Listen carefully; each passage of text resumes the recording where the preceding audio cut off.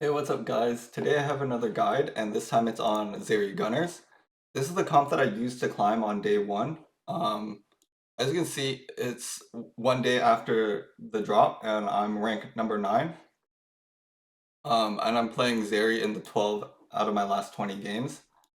And so yeah, you can see my scores, pretty good, 3.2 average. Getting mostly second with this comp. So yeah, Zeri. Oh, this was Juggernauts. And then, wait, what is this? Oh, Callista 3. Anyway, yeah, so let's get into this video. So first I want to talk about the comp, and then we'll talk about itemization and then positioning. And then lastly, or then we'll talk about early and mid game, and lastly we'll talk about legends and augments. Okay? It's pretty straightforward in the sense that it's only 2 traits, gunners, which gives you stacking AD every time your gunner attacks, and then Zon. So what Zon does is that at 2 Zon, you're going to get 1 chem mod that you can put on a Zon unit, and then at 4 Zon, you're going to get 2 chem mods that you can put onto 2 Zon units. I have the chem mods right here, so let's go through them real quick. So the first one, Adaptive Implant, gives you AD and AP, and then once you go below 50% HP, you can convert that into Omnivamp. This is really good for Urgot, so in most cases I'm putting this one on Urgot. And then Shimmer Injector gives you attack speed, and then when you go down to 1 HP, you're going to heal up to 35% HP and get some more attack speed. Again, this one's also good on Urgot, so I'm going to try to put this one on Urgot. Hextech Skeleton gives you armor and MR, and then every 5 seconds you heal up a little bit of HP. This one's not very good, it's okay, and I'll also try to put this on Urgot. So these are the top 3 ones for Urgot. And then there's Unstable Chemtech, gives you 33% HP, and then when you die, you explode and you deal magic damage based on your HP. This one sucks. Not very good.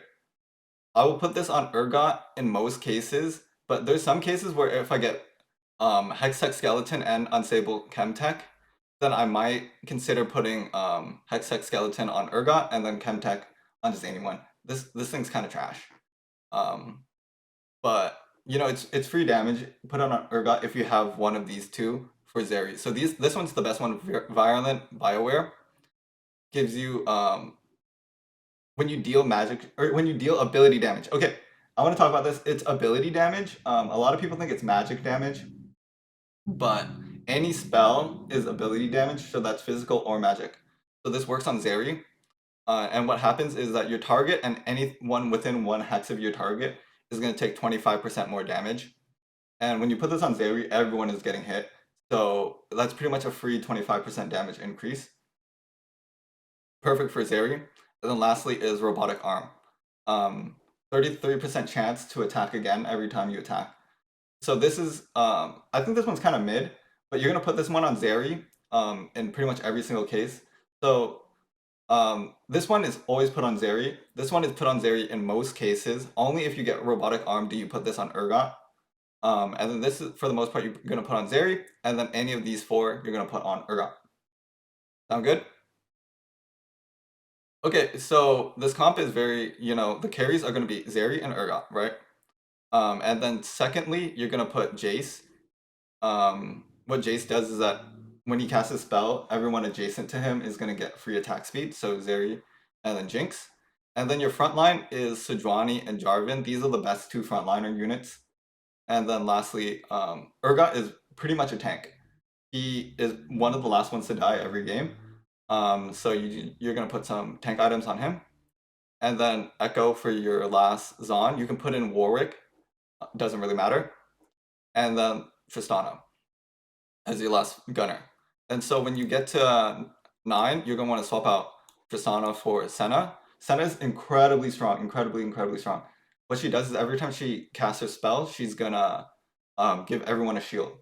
And so it results in like 2 to 5k shielding every fight, which is pretty much, your frontline is only, you know, 2k to 3k HP. So that's pretty much another frontline unit. She's pretty much another frontline unit while also giving you gunner. Perfect. And then lastly is Sion. Scion is, I think, one of the best 5-cost units. He just provides tankiness and then also a ton of CC. So yeah, this is your level 9 board. For items, the best items are gonna be Last Whisper, Ginsu, and then any type of damage items. So Infinity Edge, Deathblade, Giant Slayer, whatever works right here. You're gonna want to try to get as many Zeeks as possible on Jace because this position. You really want Vow on your Jarvan so that Jarvan can cast it immediately, and then Sejuani is your main tank. So whatever you 2-star first is going to be your main tank. So Jarvan, you put your Vow on, and then any other tank items you put on either Sejuani or Jarvan. And then you really want to look for some lightweight, like tanky damage items onto Urgot. Urgot is your secondary carry. Sometimes in some fights he ties Zeri in damage. So don't sleep on Urgot. Put items on Urgot. So positioning. Not many people know about this position. In this hex right here, Urgot is incredibly safe, and he also has some tankiness, so he will never die in this position. And the reason I really like this position is, say for example, the enemy board is Sejuani is their front line, and then typically like Aphelios is a carry, right? Aphelios is gonna attack this spot right here, Echo. And then in these spots right here, anyone that's kind of in this middle ground is gonna attack Sejuani and Jarvan here. And then over here, they're gonna attack either Scion or Sejuani. So no one is really hitting Urgot in this position. And what Urgot's spell does is that he's gonna dash, and then he's gonna get kind of in the face of everyone. So you really want to have Urgot in the same on the same side as the Aphelios. So you always want to mirror your opponent. So say they're on this side, you want Urgot like this. And he's gonna dash and get in the front, in the face. And then similarly with Scion, you want to have Scion on the opposite side of the carry. And what he also does is he does dash. So oftentimes this this is what happens. Scion and Urgot are just beating up Aphelios. It's really strong. So that's position, and then of course you just want your backline to be hugging Jace, and then probably on the same side as your tank, your front line. So it's kind of most people like to play opposite side, and in this comp you want to play same side, mirrored side. Don't sleep on Jinx. She does plenty of damage, so put her next to Jace if you have Zeeks. If you don't have Zeeks and you have like a crappy Jinx one, put her over here so that you don't clump up as much. Okay, let's talk about early to mid game. This is a very typical early game for me. You want to carry your Jinx. Hopefully you're going to get a Jace, and then similar positioning right here.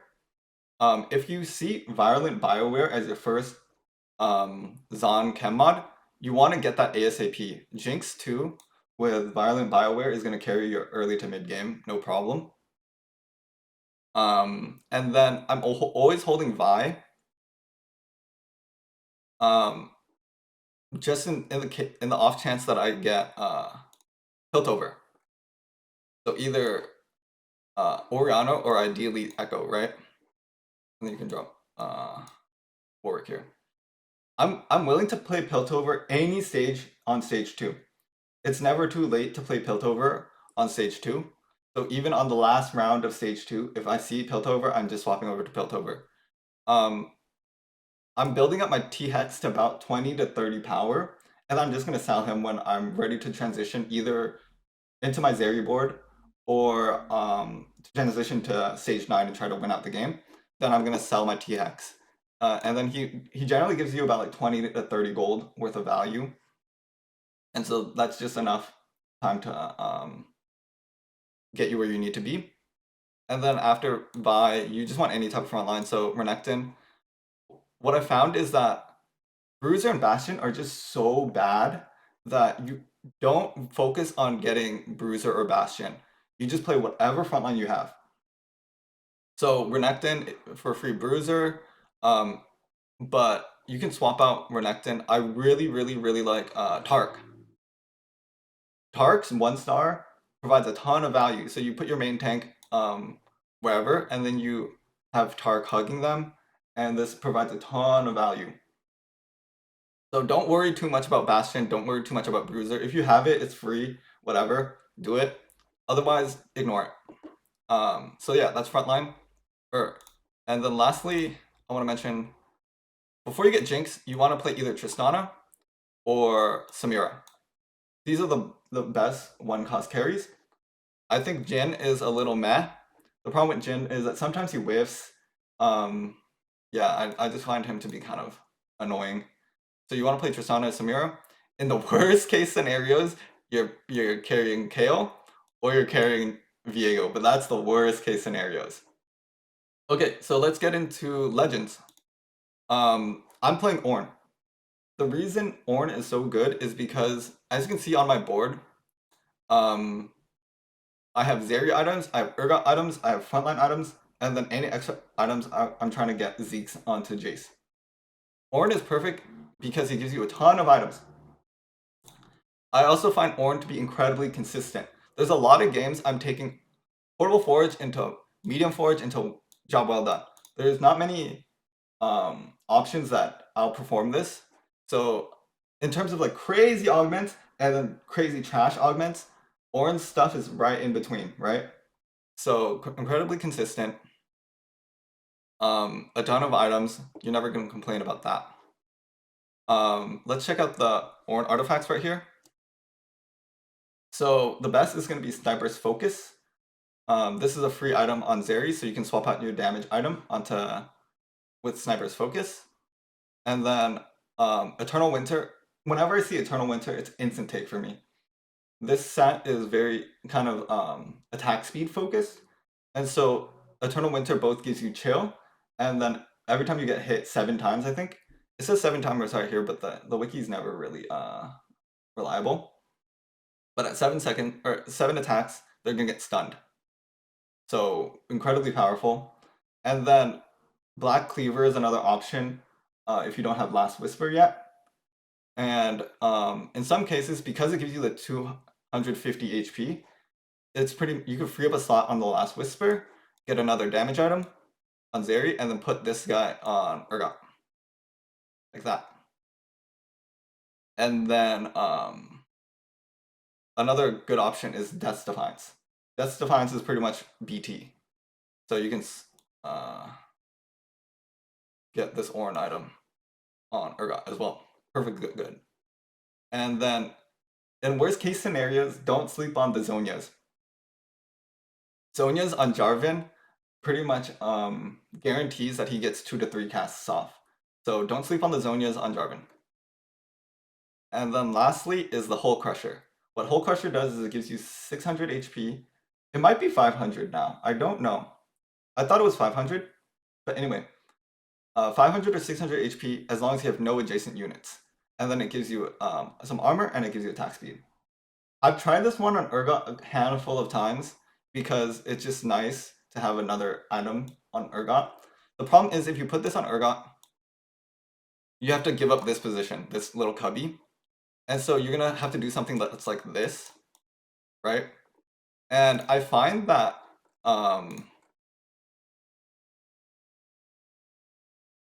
where is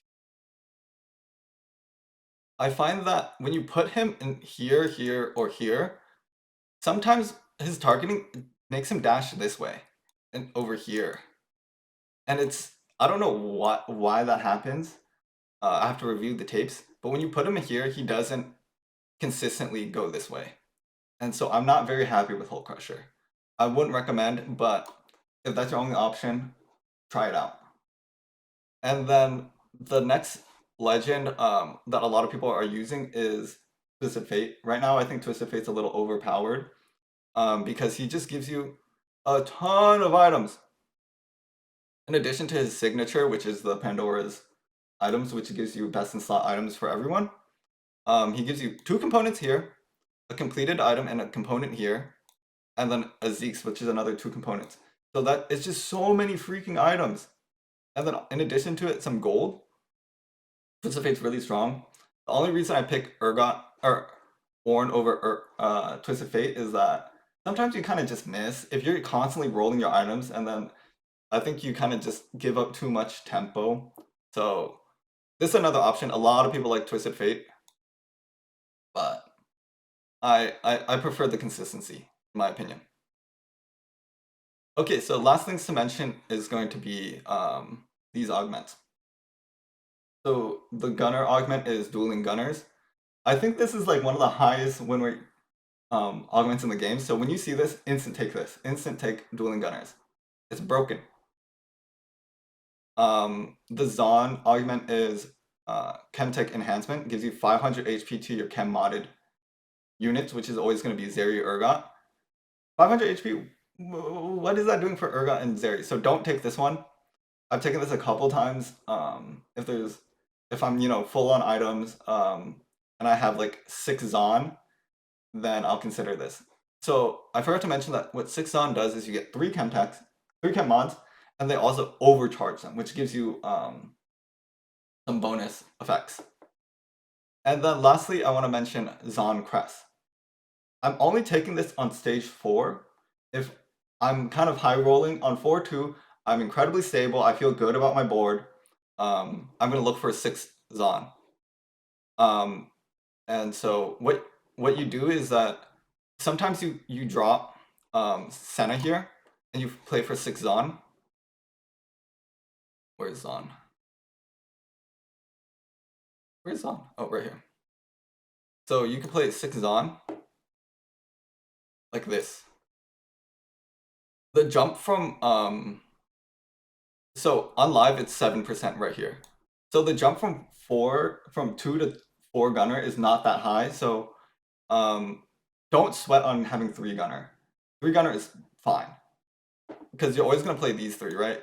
Jinx, Jace, Zeri. Don't sweat on the 4th gunner too much. So this is, if I'm high rolling, this is what I'm looking for. I think this is the strongest iteration of this comp.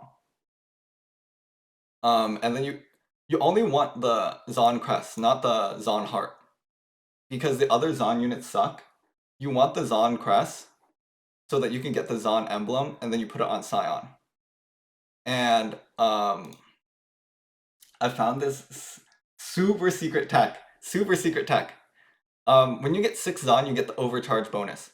And what the Hex Tech Skeleton does is that each time the healer heals, deal 100%, 150% damage of that heal.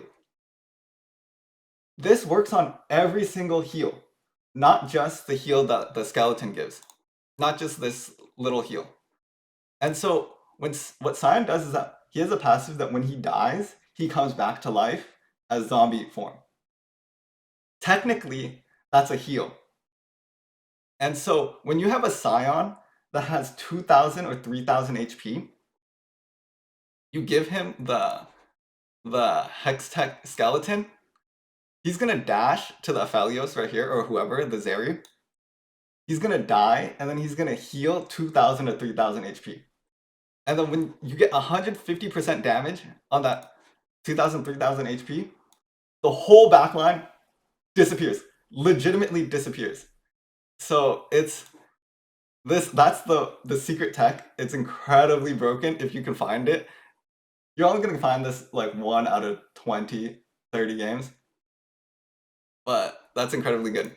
And then the second one, you would think the unstable chem tech is a good item to put on Scion. It's not.